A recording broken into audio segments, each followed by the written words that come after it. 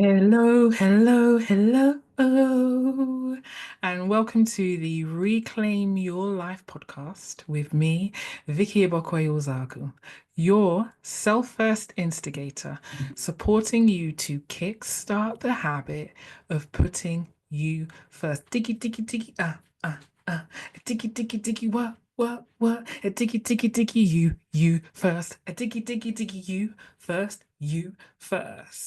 Yes.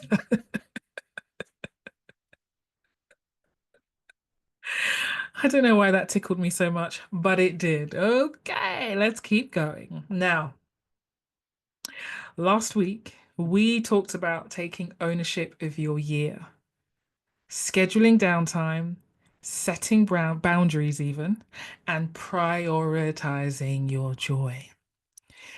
How are you getting on with that? If you've already started, amazing. I'd love for you to leave a comment or send me a DM letting me know how it's going. Now, if you haven't, don't worry, lift your head up. It's all good. I don't want you to worry because it's never too late.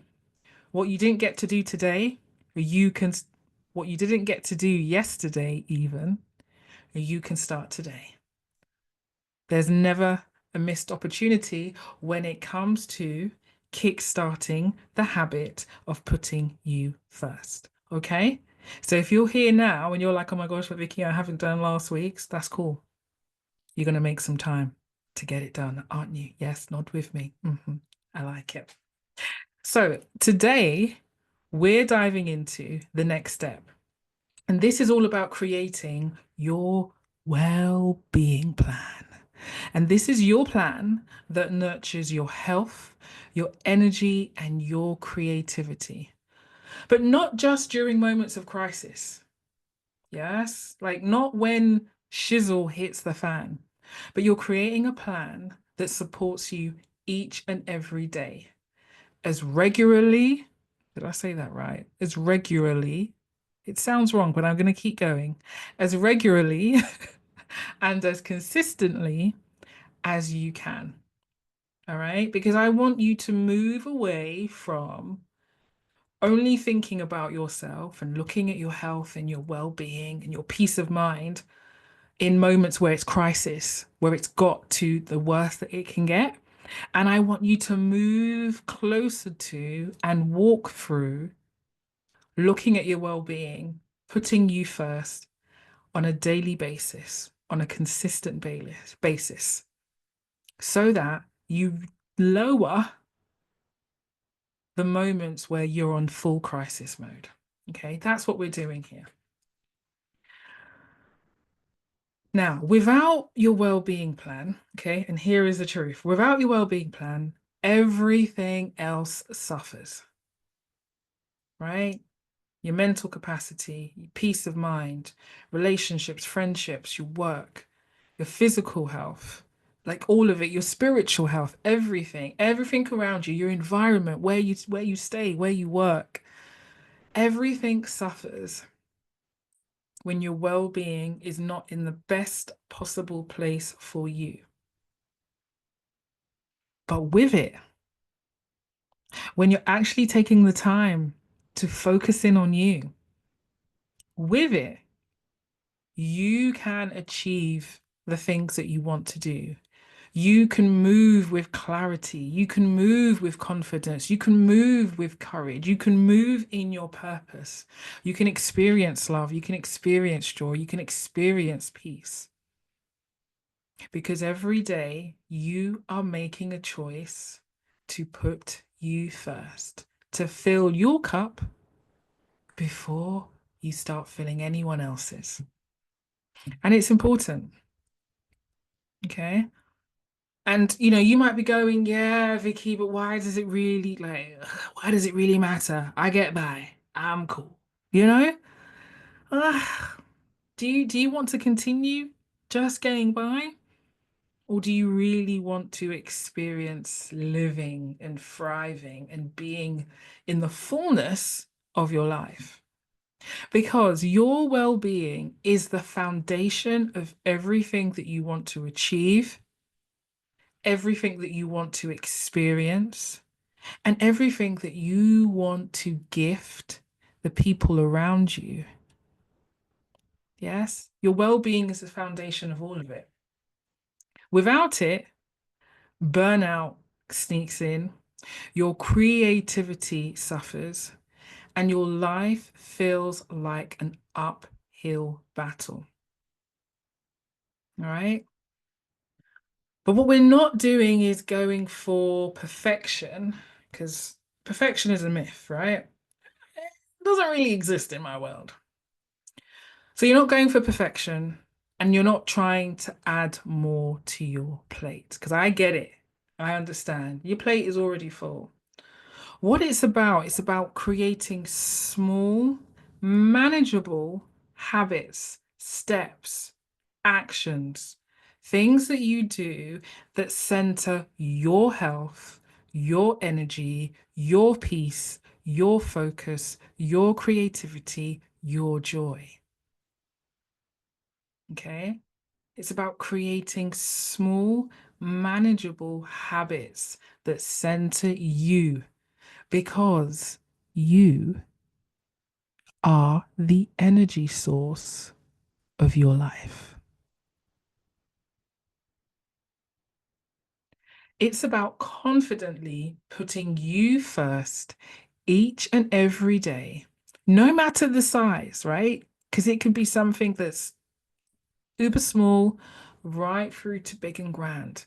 But it's about the quality. It's about the quality of the thing that you can do that brings and centers you, and being able to do it without guilt because you understand the importance of filling your cup first. So, what I want to do now is share the 3 pillars of your well-being plan. Okay, and it's broken down into the following things: daily practices, or a daily practice that centers you, weekly actions, or a weekly action that recharges you, and then having a monthly check-in that realigns you. Okay. So there's a daily practice, a weekly action, and a monthly check-in. So let's explore this together right now. So, daily practice, a daily practice that centers you. These are your grounding rituals, your grounding habits, the grounding action that you take. And they are small, quality filled. Let me say that again. Small, quality filled moments of care that anchor your day. So, for example, it could be 5 minutes of stretching. It could be a morning journal where you journal for 5 minutes and get your thoughts out, get your aspirations, get your intentions out for the day. It could be taking, having a cup of tea or coffee before anyone else wakes up. And as part of that habit, that ritual, that task, it's not just the drinking of the tea or coffee, but it's the making of it as well. Okay. So it's a daily practice that centers you, that just gives you a moment to yourself to just be like, grateful that I woke up this morning, looking forward to my day. Here's my intention for it. Okay. Now, for me, don't laugh, but for me, it's either a what I call 5 minutes of a club for one, which is basically me dancing in my living room. Nothing too strenuous though, but just a little groove to one of my favorite tracks, followed by 5 minutes of stretching. And that just wakes me up, opens up my day, centers me, grounds me, and makes me go, okay, cool, I'm good. If I don't do that, then it might be the other thing that I do, if it's not that, is a daily walk. Yes, or a regular walk. And for me, that can be anything from 20 minutes to 60 minutes, depending on the day and how I'm feeling as well. Okay. And I'm sharing this with you just so you have an example. But remember, there is no right or wrong. There is only what is best for you. And that's what I want you to focus in on. Okay. So that's your daily action. Number two is now we go to your weekly action that recharges you. So, what is it that recharges you? Yes. What is it that fuels you, that re energizes you? And I want you to make it a weekly priority. So, this could mean reconnecting with a hobby of yours. Maybe you're into painting, doodling, even. Yes, like what's that a creative hobby that you've got that maybe you've let by the wayside for a bit. Okay. It might be prepping meals, prepping nourishing, full, full, meaty. When I say meaty, not necessarily meat, but meaty, hearty meals, right? Or it could be spending quality time with your partner, loved one, friend, neighbor. Again, giving you examples. All right. Now, my two, I have a few, so I rotate them again depending on what's happening. But the two consistent ones are making sure that me and hubby, and he's very good at this as well. So we both make sure that we have time to just hang out together. And our things are movies. We love movies. Yes, movies and also like series as well. So that's our thing. And then the thing that I do for me, that's like me on my own, even though sometimes we do cook together, but I also I mean, it's a plus when the two of you love cooking. But I love to cook, right? So setting time aside, and I normally do this either on a Sunday or a Monday, depending on how the week is looking. But where I just like batch cook, batch prepare lots of different meals. Because also, again, in terms of well-being, I am someone where if I leave space for excuses, oh, they will start coming. So having time to cook, having time to batch cook, batch prepare, um, is another one of the weekly things that I absolutely make a priority. And then I'll normally have either like a podcast on in the background or some sort of reality TV. We don't judge here, okay? So, what does that look like for you? What's the weekly action that you could do that recharges you? And you might have two or three and you alternate them. Yeah. So, again, there's no right or wrong. What is best for you?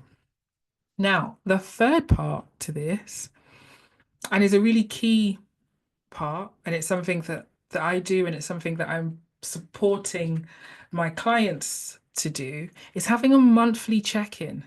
A monthly check-in that realigns you, a monthly check-in that allows you to look back over the last 4 weeks, 30 days, to basically answer these questions. What's working? What's not? And what tweaks can you make? Okay, because as we talk about in these conversations that we have, you and I, life is going to life. And it's not about perfection and it's not about you having this well-being plan and it's 100% all the time. I mean, if you get to that, amazing, you've cracked the code. Then I need to get you on so we can share this with everyone, right? But it's acknowledging that things may shift. Your work patterns may change, family life may change, commitments or things that you're doing with friends may change, what you need may change. So the monthly check-in is about just taking a moment to pause and reflect to see how has the last month gone? How has the last 30 days gone? What's working, what's not, and what tweaks can you make so that you can shift things and alter things, right? To then embark on the next 30 days and the next month ahead. And these check-ins really do keep you aligned and committed to yourself. And when I am doing this work with coaching clients, they get the added benefit of having me as their coach, as their self-first instigator, as an accountability partner to help and support them really figure out these questions.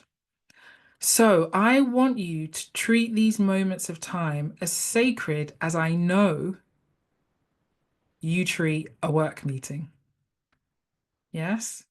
So that same energy that you're giving to work commitments, yes, and family commitments and all of those other things that are external of you, I want you to give these moments of sacred time the same level of respect and care and show up for you. Because these are precious moments where you are putting yourself first, where you're pouring into you and nourishing your well-being. Am I? No, I'm going to do it. I've got two bonuses. I was like, am I going to share them? Am I not? Of course, I'm going to share them with you. Now, I've got two bonus areas, two additional things I want you to think about. And I want to share them with you because they have been really profound in my journey. And I've also seen and witnessed and experienced firsthand how helpful they've been for my coaching clients, and they are for my coaching clients. Okay. Now, these two areas are one, food and drink. Thinking about what you're eating and drinking. Now, I must say here, I am not a nutritionist. I am not a health coach. I'm not a personal trainer. I'm not any of those. I'm a human being that has recognized that what I put into my body, what you put into your body, absolutely has an impact on your well-being. So I want you to have a think about just what are you doing food and drink wise? How much water are you intaking or not? What kind of foods are you eating where you feel really sluggish after eating? What kind of foods are you eating that give you energy that maybe, you look at your skin and you go, oh, wow, yes, come on, skin. Come on, face. Okay. So just as an additional thing in the back of your head, I want you to think about the food and the drink that you are intaking and see where you can make some minor shifts.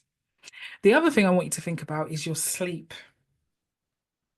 Yes, this again has been such a big revelation for me and for some of my coaching clients as well. So just have a think about how much sleep are you getting or not getting? Is it enough? Is it too much? Because sometimes it can be, but is it enough? Is it too much? And what could you do differently to enjoy a better night's sleep? Because sleep is a big part of your well-being. It's a big part of recharging. It's a big part of resting. Okay, so those are your bonuses. Think about your food and drink. Think about your sleep patterns. Wait, sorry, what did you say? You don't, but what if you don't have the time? You're already stretched too thin. Okay. Well, here's the thing. If you want to do things differently, if you want to experience a different result, what must be true to achieve that? You've got to change your process, right? You've got to do things differently. You can't be praying, wishing, asking God, the universe, who or whatever you believe or don't believe in, to help you change things in your life, to help you feel better within your health, to support you in putting you first. You can't, well, hold on, let me back up a second. You can ask for all of those things, but asking for all of those things without you, the energy source of your life, physically not making shifts and changes, means that you stay in the same place fast. Okay, so my suggestion to you is it start small because starting small is 100 times better than not starting at all. Okay, so I want you to think about it. I want you to take charge of your life, and I want you to commit to starting no matter the size of what that action is. Yes, getting up and doing 5 minutes of journaling or a 10-minute walk is a start and is going to, over time, add to developing, yes, your well-being. Then just going, oh, I don't have the time for it, so I'm not going to do anything. Okay? Small, quality-filled actions create momentum. And that momentum that you feel creates the change that you desire. So take the step, take the action, and put you first. Deep breath. So, your challenge with love this week is to set aside 30 minutes to map out your well-being plan. Focus on one habit for each area. So, something that you can do daily, remember small quality, something you can do weekly, and plotting out monthly when you are going to do your check-in. Then, once you've done that mapping out, think about what's the first action that you can put into place to move you forward so you feel motion in this well-being plan of yours. I want you to remember this. This is your year to commit to yourself. Your energy fuels everything you want to achieve. So treat it with the care it deserves. As your self first instigator, I'm here to remind you your well being isn't a luxury, it's a necessity.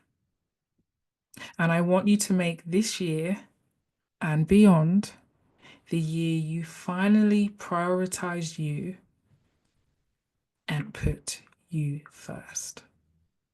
Because you are the energy source of your life. Okay. Remember, as always, let's not keep our conversations secret, right? Share this with a friend who you think would find this really useful. And if you're saying to yourself, Vicky, I think I need you. I think I need your support. I really want to like can we have a chat? Can we like what does it look like for me and you to work together? Well, the first answer is yes, you can have me supporting you. Absolutely. I am here for you. The next step that you can take is to visit my website and check out my my clarity and courage coaching intensive, all the C's there, and take a look and see so you can get to know exactly what that support is and how we can work together. Because I've realized in my own journey, being supported by some incredible coaches, and also with the work that I am doing, supporting my clients, is that sometimes the best plans start and continue with guidance and someone, aka me, in your corner as part of your support team. So you can find all the details you need at www.vickiigbokwe.com. That's VICKIIGBOKWE.com. And I'll also link the website in the show notes as well. Deep breath. I am so very proud of you. Every time you take a moment for us to be in this flow and in this dialogue, this is an act of putting you first. And for that, I celebrate and salute you. If you do nothing else today, and if you haven't done so already, experience some joy in your life. Lots of love, and I'll see you next week. Bye.